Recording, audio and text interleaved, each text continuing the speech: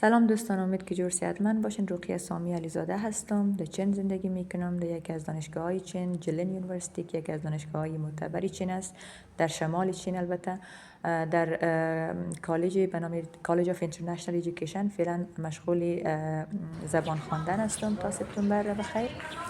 و امروز در کالجی که ما زندگی میکنم گفتم که برای شما یک ویدیو ازش تهیه کنم. انشالله که البته یه اولین ویدیویی است که میگیرم، انشالله که خوشتن بیاید. بیاین بریم داخل کالج را با هم دیگه ببینیم. از دری که داریم وارد میشیم، این در البته در لیلیه هم هست. در اصلی کالج در اون طرف است و از اینجا میتونیم که ما هم داخل کالج بریم و هم داخل لیلیه.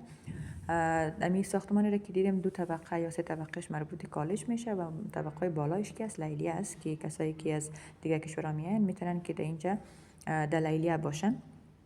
خب بیاین بریم ببینیم.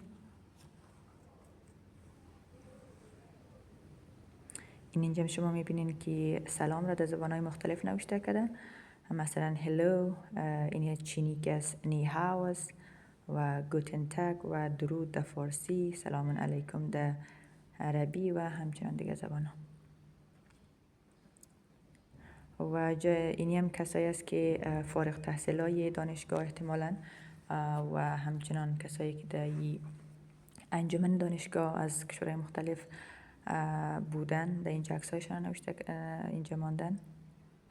اینی قسمت که شما میبینین در اینجا وارنینگ گرفتن بعض شاگردا ناماشون نوشته کردن. اینجا صنفاشون خیلی استریک هستن و در قسمت حاضری خیلی سختگیری میکنن. ما ویدیو را که گرفتیم متاسفانه زمانی است که رخصتی است و اکثر صنفا بسته است، وگرنه و شما نشان میدادم که سیستم حاضریشان چه قسم است. انشالله در ویدیوهای بعدی اگر تونستم بیایم بریم منزل 2 و خاطر صنفای ما منزل 2 است.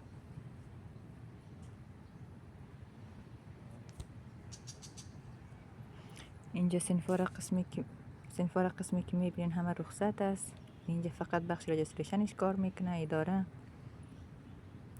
و این طرف هم صنفا رخصت است. اکثرا اینجا یک صنف خالی می باشه. باش ببینیم اینم بخش اداریش است. باش ببینم که او خالی است امروز، چه باز است یا نیست. صنف شماره 207 است. این باز است. بیاییم بریم داخلش ببینیم.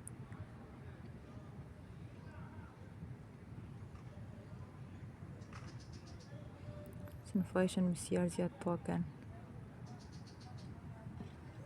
البته صنفای خود ما ذکر کلانتر است، ولی صنفی نمیفهم صنفی چی است، ولی اکثرا خالی است. اینی قسمت بخش سلاید که نشان میده مانیتور و اینجا تختیش تباشیری است، با تباشیر نوشته میکنه.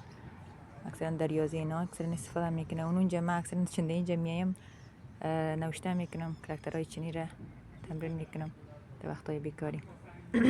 خب دوستایی بود از ویدیوی معرفی کالج ما. امیدوار هستم که خوشتون آمده باشه.